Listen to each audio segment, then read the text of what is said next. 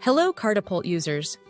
In this guide, we will learn how to integrate your Shopify store with Kartapult. To create a custom app on Shopify store for Kartapult, the user must be a store owner or a staff member with the Enable App Development permission. Go to your Shopify store and click on Settings.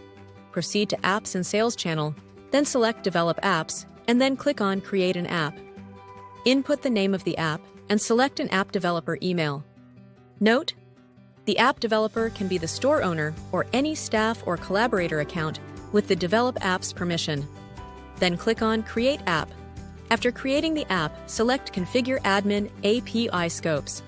Under Admin API Scopes, select Read_Orders and Read_Products. After selecting these Admin API Scopes, click on Save. Once the configuration is saved, select Install App. After reading the instruction, click on Install.